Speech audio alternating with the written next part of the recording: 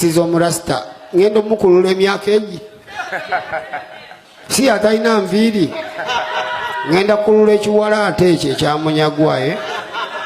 tamanyi gwadiringa naye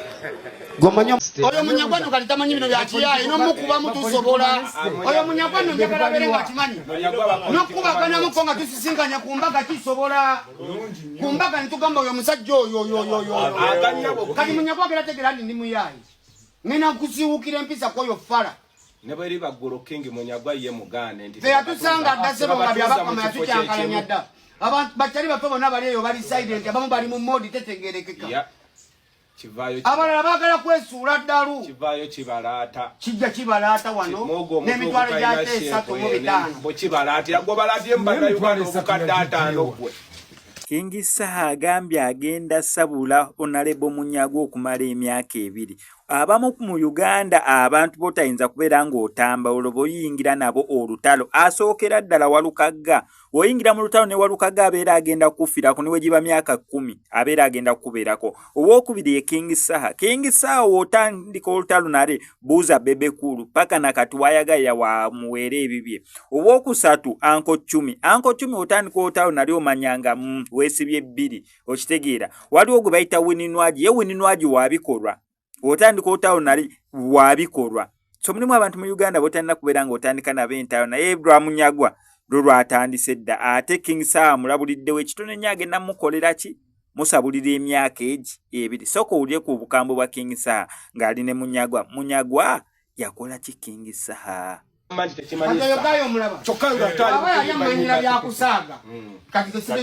tetusaaga era na buli ali eyalowooza nti ogenda kumanyiro olowooze nti byakusaaga ogenda gafuna ojja kundaba obutini kuba mwali ebifi ombalire mu batabani bo bokulirira Munyagwa n'enkulayira olaba eyo big tami oyo big tami gyoleego giraba tugenda okugisala boyigenda mu jimu sala bwe laba olubuto lwoyogera nalo umbwa alikuwa 6 packs Munyagwa 6 packs zakola gwe eyo rono sirubuta kabuto kanje yogo mutwe kuba mu shape ki abo be bana abalina emikundi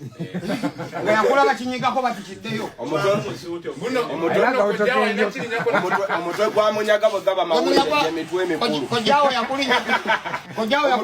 yakulinya kukundi omutwe gwa Munyagwa we giba mitwe mawulire ye mitwe emikulu gwe musajja gwe Munyagwa musirusiru gwe boba Munyagwa wagenda ku TV n'omanyira nga sikulinako buzibu gwe naye nkulayirira ngwagwe abasajja amanyi mbufere tuzaala nzolaba buli muntu akubanja buli muntu akibanja nkubira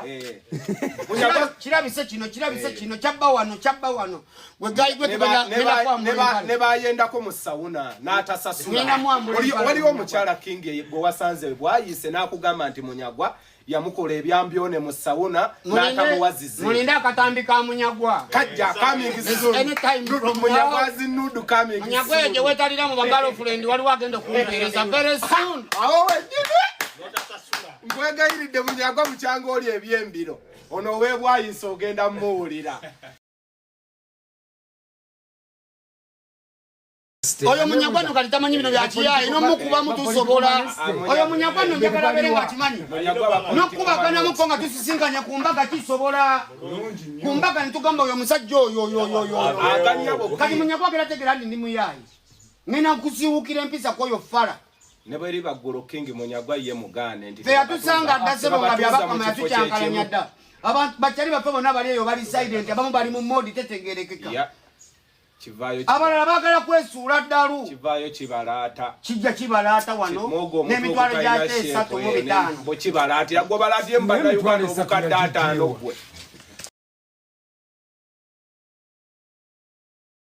oyo Munyagwano kali tamanyi bino byakiyaye nomukuba mutusobola oyo Munyagwano njagala bere wakimanyi nokubagana muko nga tusisinkanya kumbaga kisobola kumbaga nitugamba oyo musajja oyo kali Munyagwa gera tegera ndi muyayi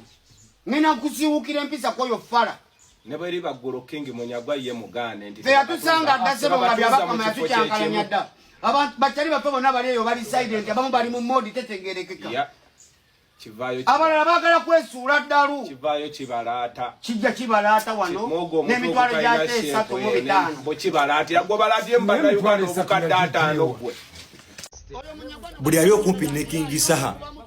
amuwa obubaka buno tajja sobola Munyagwa. Olutalo lw'ebigambo luba nga lukulemye, olw'ebigambo lukulemye oyagala kulwana tojja mmalako, togenda mmalako, genda osome ku Munyagwa yaani oyo yali futu soja wa Ssebaggala abali bagenda okwokya yuneebwa abo y'omu kwa futu soja abali solid mu FDC ku biseera bya Besigye. Oyo Munyagwa kati gwe mwinupo okozeemu King Saha n'obwa futu soja go toli kyokoze, kati genda osome ku Munyagwa gw'oyagala olumbagana. Eyo esobola okubeera emmandusu, esobola okukuviirako obulamu bw'okusiraana ng'omutaddeko Buteesi Just Luyiwe bati ono sose n'otegeera project Munyagwa yaani goza tebakwagalangako King Saha olwokuba wawasaayo omukazi. So enjaye gye munywa ne mwekwasa enfufu ne kawuka, nsabe bafuge bulungi Munyagwa musigale mu bigambo ne bonoogamba omulabisa n'ennupu gye wali weesiguliddeko tujja kgendayo naye byebyo. Munyagwa mwesonyiwe, nze nkyakwagala wano mu vulugu kwa music kati yakulema waddamu kulasana bulasanyi. Anyway byebyo yagwa mu fikisi z'omurasta ngenda omukulula emyaka egi si atalina nviiri